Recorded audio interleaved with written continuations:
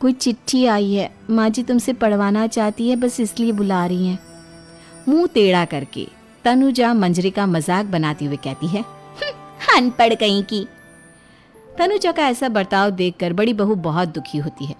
तनुजा को अपनी पढ़ाई का घमंड इतना हो गया कि अब वो घर के कोई काम नहीं करती और अपनी जेठानी का मजाक बनाती रहती।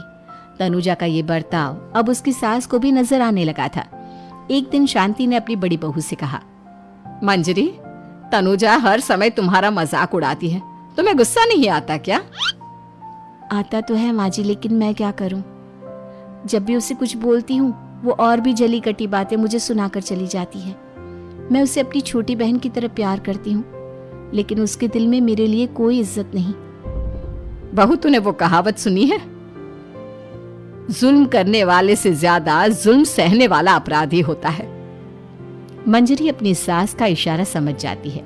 वो अपनी देवरानी को सबक सिखाने की ठान लेती है और एक दिन शांति अपनी दोनों बहुओं के साथ बैठी थी तो शांति अपनी बड़ी बहू से पूछती है, अरे बहू, शाम होने को है, कुछ सोचा है क्या बनेगा खाने में? माँ जी, मेरे तो सर में बहुत दर्द है आज। मेरी प्यारी देवरानी ही कुछ अंग्रेजी खाना बनाकर खिलाएगी। सुना है पढ़े लिखे लोग अंग्रेजी खाना बहुत अच्छा बनाते हैं, क्यों तनुजा? इतना कहकर मंजरी अपनी सास की ओर देखकर मुस्कुरा दी। तनुजा अपनी तारीफ सुनकर बहुत खुश हो गई। इतने में शांति कहती है, यह तो सच बात है छोटी बहू, ये तो मैंने भी सुना है।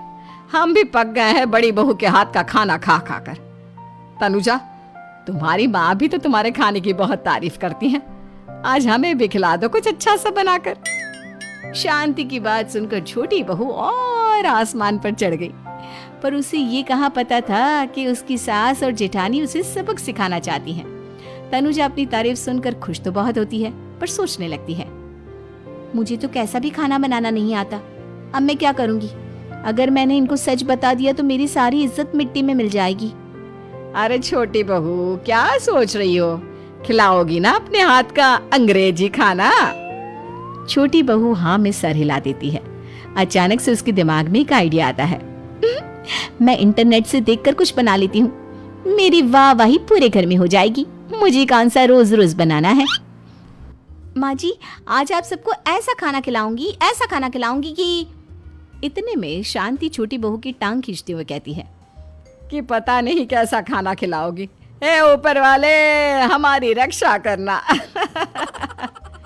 इतना बोलकर शांति और मंजरी दोनों जोर जोर से हंसने लगते हैं। अब तनुजा रसोई घर में चली जाती है और खाने की तैयारी करने लगती है, पर उसे रसोई घर की चीजों के बारे में तो कुछ नहीं पता।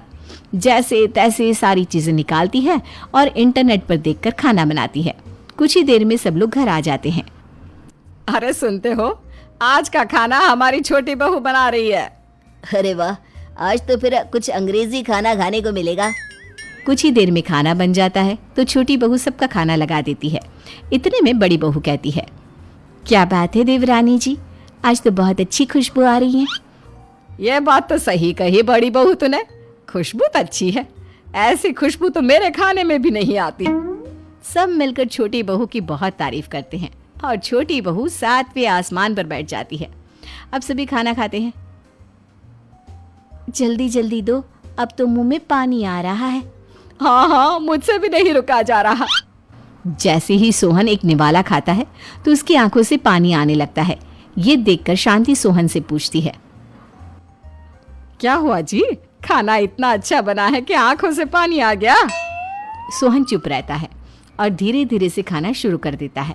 इतने में सोहन छोटी बहू से कहता है, बेटी तुम भी तो खाओ, तुम क्यों रुकी हो? खाना सच में बहुत अच्छा है। ये कहकर सोहन जोर से हंस देता है। फिर सब खाना खाने लगते हैं, लेकिन खाने में नमक और मिर्च तेज हो गई थी। तनुजा से कोई कुछ नहीं बोलता, बल्कि उसे भी खाने को कहते हैं। जैसे ही छोटी बहू खाना खाती है वो पानी पानी कहकर चिल्लाती है, पानी, इसमें तो पानी। ये खाना तो सच में इतना अच्छा बना है कि हमारे साथ साथ देवरानी जी भी इसके स्वाद को कभी नहीं भूल पाएंगी। सही कहा बहू। तनुजा को अपनी गलती का एहसास हुआ